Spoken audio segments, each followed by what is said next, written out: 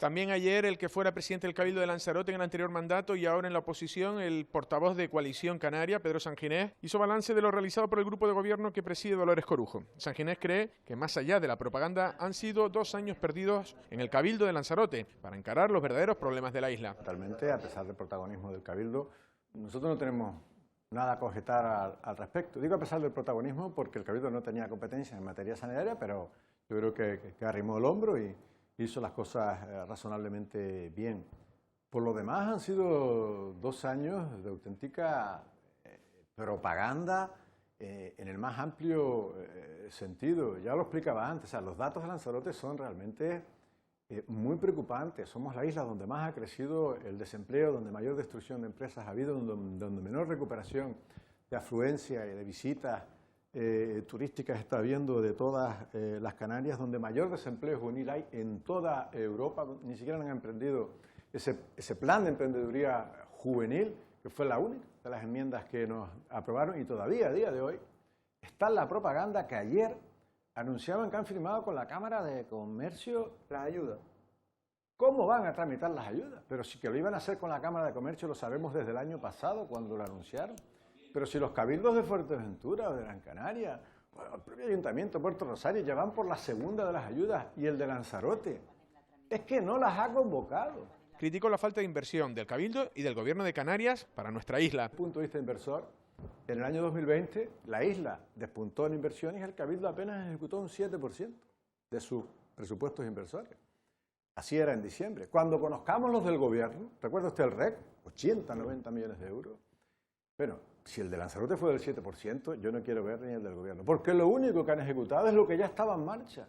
El puerto de Playa Blanca, los centros educativos de Aría o también de Playa Blanca, por cierto, el búnker que estaba en licitación del hospital, y pare usted de contar, es verdaderamente de risa, ni siquiera la residencia de mayores, una de las grandes inversiones adjudicadas también bajo mi mandato, se ha dado un paso en adelante. Y el planeamiento, nosotros hemos pedido un pleno extraordinario, ni siquiera lo hemos hecho público, porque el Cabildo no ha avanzado ni va a avanzar absolutamente nada, ni en el planeamiento insular, ni en el plan especial de la Egeria, ni tampoco en el archipiélago Chinijo, que lo único que han hecho es aprobar el POR de ordenación de recursos naturales, que ya estaba redactado y elaborado y enviado al Gobierno antes de las pasadas elecciones. O sea, la parálisis es total. Calificó de escándalo el asunto Sosa, el consejero que se presentó por Coalición Canaria y se transfugó al grupo de gobierno como responsable del área de sanidad. A un consejero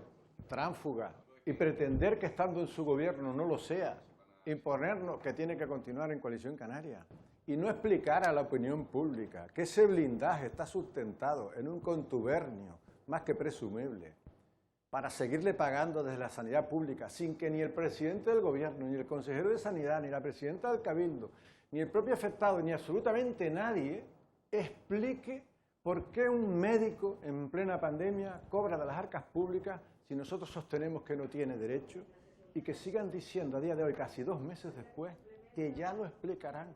Y aquí no pasa nada, toda digna la presidenta y toda digna la institución. En este sentido, Pedro Sanginés cree una indignidad y falta de transparencia que haya transcurrido 2 meses y no diga la presidenta de dónde cobra Juan Manuel Sosa, temiéndose que ahora lo liberen por el Cabildo. Pleno en diciembre del año 2019 tras su renuncia. Y eso ni siquiera se discute. Lo que no sabemos es si lo comunicó a Sanidad. Y si lo comunicó, ¿por qué sigue cobrando de Sanidad? Porque era el único modo. Era el único modo que él tenía, y lo sabe, lo ha sabido siempre, ¿no? Y lo sabe la presidenta. Claro. Como era el único modo, y esa circunstancia no se da desde hace 1 año y pico, pues entonces no tienen explicación. Antes o después la tendrán que dar, y antes o después nosotros tenemos que acudir a donde tengamos que acudir.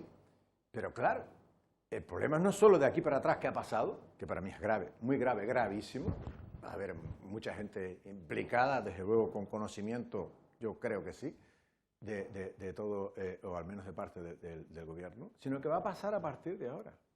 Porque si la pretensión es, y finalmente lo hacen, liberarle con cargo al Cabildo de Lanzarote y una sanidad, oiga, yo creo que ya el escándalo adquirirá proporciones realmente monumentales. Por otro lado, calificó de tontería decir que los centros turísticos han tenido beneficios en 2020, cuando estuvo sin prácticamente turismo la isla, para reconocer el error de no llevar a una parte de la plantilla al ERTE, como hicieron el resto de empresas públicas y privadas del país, para evitar la ruina por la pandemia. Los centros ingresan por 3 conceptos: tiendas, restaurantes y visitas. No tienen más ingresos que estos 3.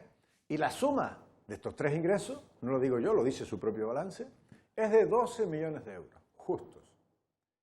Y solo la nominalidad de Seguridad Social, como usted ha dicho, son 12,5, es decir, ya es más.